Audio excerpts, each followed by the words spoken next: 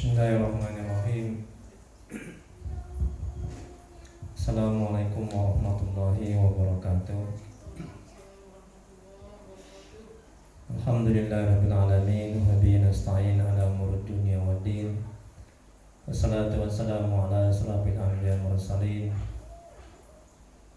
Rabbi shrah li sadri wa yassir li amri wahlul min lisani yafqahu qawli. Rabbana zidna ilma warzuqna fahma waj'alna minas sholihin. Ya Allah ya Rabb, ya Rahman ya Rahim. Dengan keberkahan dan kemuliaan Nabi Muhammad SAW beserta keluarga dan sahabat-sahabatnya, ampuni ya Allah dosa kami ya Allah, ampuni dosa kedua orang tua kami ya Rabb. Ya Allah, mudahkan kami ya Allah mencari ilmu, mudahkan kami mempelajari ilmu, mudahkan kami memahami ilmu dan mengamalkannya. Ya Allah, berkahi majelis ini, berkahi rumah kami ya Allah. Amin ya rabbal alamin. Mari kita mulai kajian tasawuf manajemen hati kitab Al-Hikam dengan membacakan nomor kitab. Adapun pahalanya kita hadiahkan ke Nabi Muhammad SAW, kita keluarga dan sahabat-sahabatnya, kemudian untuk para tabi'in, tabi'ut tabi'in, para guru-guru kita, untuk kedua orang tua kita, serta untuk Syekh Imam Ibnu Athaillah Sakandari, dan untuk kaum muslimin dan muslimat pada umumnya. Al-Fatihah. A'udzu billahi minasyaitonir rajim. Bismillahirrahmanirrahim. Alhamdulillahi rabbil alamin. Ar-Rahmanir Rahim. Maliki yaumiddin. Iyyaka na'budu wa iyyaka nasta'in. Ihdinas siratal mustaqim. Siratal ladzina an'amta 'alaihim ghairil maghdubi 'alaihim waladdallin. Amin. Ilahi anta maqsudi wa ridhoka matlubi. Ya Allah, Engkau lah yang kami tuju, ridhomu lah yang kami cari. Amin ya rabbal alamin. Jemaah pengajian yang dirahmati oleh Allah, kita lanjuti kajian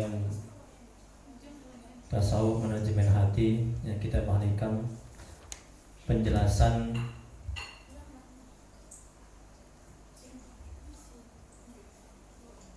yang minggu lalu. Adapun hikmah yang pertama minggu lalu yaitu Syekh Imam Ibnu Athaillah Sakandari, semoga Allah merahmati dan meridainya. Beliau mengatakan sebagian tanda berpegang atas amal ialah kurang harapannya kepada Allah ketika terjadi kesalahan-kesalahan. Itu dia kalam hikmahnya yang pertama. Baik, kita lanjuti penjelasan halaman kedua. Penjelasannya halaman kedua. Jadi keterangan yang minggu lalu atau penjelasan minggu lalu itu ada tingkatan manusia dalam beribadah kepada Allah. Ya. Ada tingkatan manusia dalam beribadah kepada Allah. Yaitu yang pertama tingkatan al-ibad. Nah, jadi tingkatan al-ibad ini yaitu mereka menjalankan perintah Allah dan menjauhi larangan Allah dengan maksud agar masuk surga, terlepas azab neraka, bahagia di dunia dan dijauhkan dari malapetaka. Nah, itu tingkatan yang pertama. Nah, jadi mereka beramal ibadah itu ya ada maksud-maksud tertentu, ada keinginan-keinginan tertentu. yaitu supaya masuk surga dan dijauhkan dari neraka. Nah, ini kita mengulang sedikit kaji minggu lalu, ya. Sebelum kita masuk penjelasannya di halaman kedua. Nah, jadi ini masih tingkatan ibadah orang awam, orang yang belum mengenal Allah, orang yang masih sedikit ilmu agamanya, ya. Orang yang belum banyak ilmu agama, ya. Jadi mereka masih mengedepankan nafsu-nafsu, ya, duniawi mereka dalam beramal ibadah. Nah,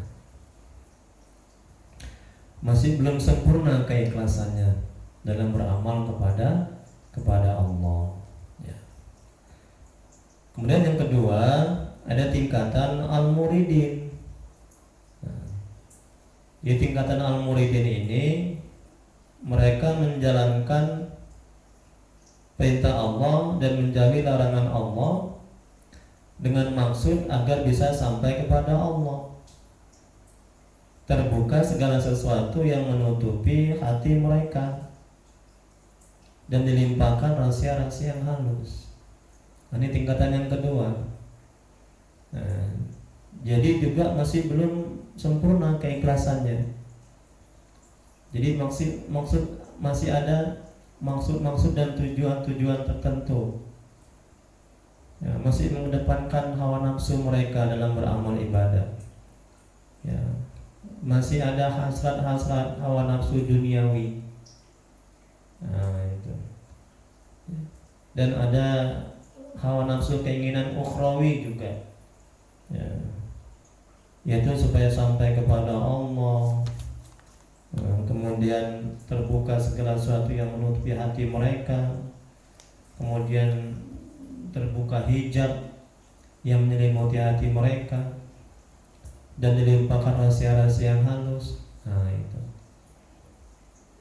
Tapi ini sudah agak sedikit lebih baik ketimbang tingkatan yang pertama tadi, yaitu tingkatan al-ibad. Nah, di tingkatan yang kedua ini masih sudah mulai sempurna dalam beramal ibadah, sudah mulai sempurna keikhlasannya. Nah, kemudian berikutnya kita lanjuti penjelasan hikmah yang pertama ini di halaman kedua. Tingkatan yang ketiga itu tingkatan al-arifin. Nah, ini sudah mengenal Allah. Mereka sudah mengenal Allah, sudah sampai kepada Allah, sudah dekat kepada Allah, ya. Ini tingkatan yang tertinggi. Nah, ini dicapai oleh para orang-orang soleh, ya, para wali-wali Allah. Nah, itu mereka sudah sampai ke tingkatan ini, yaitu al-arifin, ya, arif billah,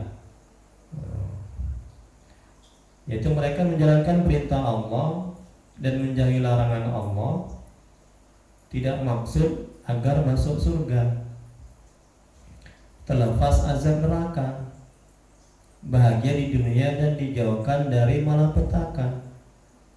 Nah, tidak ada maksud mereka itu sedikit pun dalam beramal ibadah, ya, dalam menjalankan perintah Allah, ya, agar masuk surga. Tidak ada keinginan mereka seperti itu dalam beramal ibadah.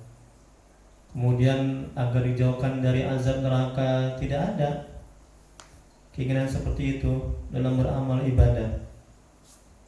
Nah, itu, ya. Kemudian dijauhkan dari malapetaka, ya, agar dijauhkan dari azab, dari malapetaka, tidak ada. Bagi tingkatan al-arifin ini dalam beramal ibadah kepada Allah, ya, tidak terdetik dalam hati mereka beramal ibadah itu ingin masuk surga, ingin dijauhkan dari azab neraka, ingin dijauhkan dari malapetaka, tidak ada. Ya, keinginan seperti itu dalam mereka beramal ibadah. Kemudian serta mereka tidak bermaksud agar bisa sampai kepada Allah. Nah, kalau tingkatan yang kedua tadi, mereka beribadah agar maksud bisa sampai kepada Allah. Sedangkan yang ketiga ini, mereka sama sekali ya tidak ingin atau tidak bermaksud beramal ibadah bisa sampai kepada Allah. Nah itu. Kemudian mereka juga tidak ada keinginan dalam beramal ibadah terbuka segala sesuatu yang menutupi hati mereka. Itu lagi. Nah, dan dilimpahkan rahasia-rahasia yang halus, tidak ada. Ya. Tidak ada dalam benak hati pikiran mereka beramal ibadah supaya dibukakan rahasia-rahasia yang halus. Bisa melihat hal-hal yang gaib, terbuka hijab yang menyelimuti hati mereka. Tidak ada seperti itu. Nah, itu. Kemudian berikutnya, tidak terbayang dalam hati mereka bahwa mereka beramal, tetapi hati mereka selalu tertuju kepada Allah yang berbuat segala sesuatu pada hakikatnya. Jadi hati mereka merasakan dan menyadari ya. Nah, jadi mereka beramal ibadah sudah tidak merasakan mereka yang berbuat, tapi hati mereka merasakan semuanya adalah perbuatan Allah, atas kehendak Allah, atas izin Allah, atas karunia Allah, atas taufik Allah, atas hidayah Allah, atas pertolongan Allah, atas bantuan Allah. Nah itu. Jadi pada hakikatnya semuanya adalah perbuatan Allah. Ya, kemudian mereka tenggelam dalam lautan ridho qadar ilahi, dan mereka bergantung pada tali qadar Allah. Jadi hati, akal, pikiran mereka bergantung kepada qadar Allah dan tenggelam dalam lautan ridho qadar ilahi. Masya Allah. Firman Allah dalam Al-Quran yang artinya, dan sungguhnya Allah telah menciptakan kamu dan apa-apa yang kamu perbuat. Quran Surat As-Saffat ayat 96. Jadi apa yang kita buat, apa yang kita lakukan, itu semuanya ciptaan Allah. Semuanya kehendak Allah. Semuanya perbuatan Allah pada hakikatnya. Kemudian berikutnya firman Allah yang lain yang artinya, dan Tuhanmu menciptakan apa yang dikehendaki dan dipilihnya. Jadi Allah yang menciptakan semuanya, dan semua kehendak Allah ya. Dan dipilihnya, semuanya pilihan Allah. Mereka tidak bisa, mereka tidak dapat memilih. Maha suci Allah dan maha tinggi dari apa yang mereka sekutukan. Quran Surat Al-Qasas ayat 68. Jadi Allah yang berkehendak, Allah yang memilih, Allah yang menciptakan, Allah yang berbuat pada hakikatnya. Kemudian berikutnya, pada tingkatan al-muridin, yaitu tingkatan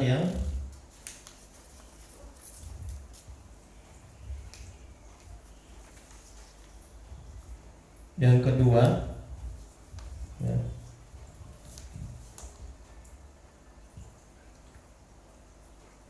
Tingkatan yang kedua yaitu mereka beramal ibadah, menjalankan perintah Allah, menjauhi larangannya dengan maksud agar mereka sampai kepada Allah. Nah, jadi pada tingkatan al-muridin, dengan amal ibadah maka mereka bergembira. Karena itu maka ibadahnya lah yang menjadi sebab menyampaikan harapannya kepada Allah. Nah, di tingkatan al-muridin ini mereka bergembira karena ibadah mereka. Ya. Mereka bisa beramal ibadah, mereka sanggup beramal ibadah, mereka sedang menjalankannya, mereka gembira, mereka senang. Nah, dan mereka menyadari ya amal ibadahnya lah yang menjadi sebab sampainya harapan-harapan yang mereka harapkan, ya, yaitu supaya bisa mengenal Allah, bisa terbuka rahasia-rahasia halus, bisa terbuka mengetahui hal-hal yang gaib. Nah, jadi mereka, harapan-harapan mereka seperti itu. Nah, dan mereka bergantung, bersandar kepada amal ibadah mereka, ya, dengan maksud agar bisa sampai tujuan yang mereka maksud, yaitu agar bisa sampai kepada Allah dan terbuka rahasia-rahasia halus. Kemudian berikutnya, tetapi apabila ibadahnya berkurang, maka akan berkurang pula harapannya kepada Allah. Itulah akibatnya apabila berpegang pada amal tetapi tidak berpegang kepada Allah. Ini dampak buruknya, ini dampak negatifnya. Kalau kita bergantung, bersandar kepada amal ibadah kita. Nah, ketika kita jatuh kepada lembah dosa, kepada kemaksiatan, kemudian akan berkurang harapan kita, cita-cita kita untuk sampai kepada Allah, untuk mengenal Allah. Begitu. Ya. Karena apa? Karena kita bergantung, bersandar kepada amal ibadah kita. Kita berkeinginan amal ibadah kita itulah, ya, yang menyampaikan untuk maksud-maksud yang kita inginkan. Nah, jadi nggak boleh kita bergantung, bersandar kepada amal ibadah kita. Yaitu dia salah satu dampak buruknya, negatifnya, kalau kita bersandar, bergantung dan berharap. Ketika terjadi kesalahan sama diri kita, ketika kita berbuat dosa, ketika kita tergelincir, jadi berkurang harapan kita untuk bisa sampai kepada Allah, untuk bisa mengenal Allah. Nah, itu makanya al-imam ini melarang kita, ya, untuk bersandar dan bergantung dan berharap kepada amal ibadah kita. Begitu halnya kalau misalnya kita berdoa, jangan jadikan tujuan kita itu berdoa untuk sampainya harapan atau keinginan apa yang kita inginkan. Dan jangan kita menyandarkan, bergantung kepada amal ibadah kita dalam berdoa sehingga sampai terwujudnya keinginan apa yang kita inginkan. Dan jangan jadikan tujuan kita berdoa itu untuk, ya, terwujudnya sampainya apa yang kita inginkan.